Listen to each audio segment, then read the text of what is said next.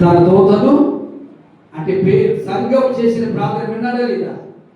మరి మీరు ఎందుకు చేయట్లేదు ప్రార్థన?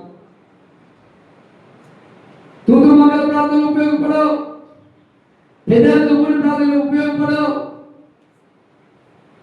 చిరికమైన ప్రార్థనలు ఉపయోగపడవు. పశ్చాత్తాప హృదయంతో ప్రార్థన చేయాలి, వెలిగి వెలిగిన మనసుతో ప్రార్థన చేయాలి, కన్నీటితో ప్రార్థన చేయాలి. కన్నీళ్లతో వేసి పాదాలను కడిగిందండి. మీ కళలో చుక్కన్న కాకుండా నేను చూస్తున్నాను.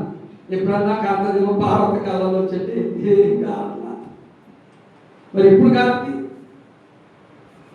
మన కాలంలో చెప్పారు కారుతుంది ఏమనుకుంటే దేవద్దు ఇడిపడతాం పప్పు.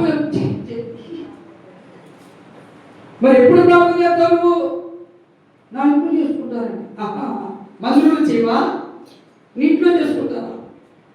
ఎవరైనా వింటారన్నా? లేదు సిగ్గా? మందిరంలో రోదన చేయాలండి, మందిరంలో కన్నీరు కాల్చి ప్రార్థన చేయాలండి.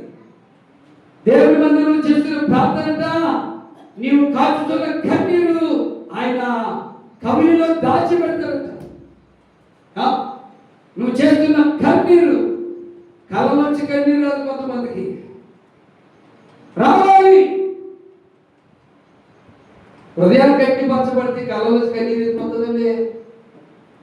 హృదయాలు గట్టిపరచబడి మోసకర హృదయాలతో ఉంటే, అబద్ధకర హృదయాలతో ఉంటే కళ్ళలోంచి కన్నీరు ఎందుకు వస్తే రావు.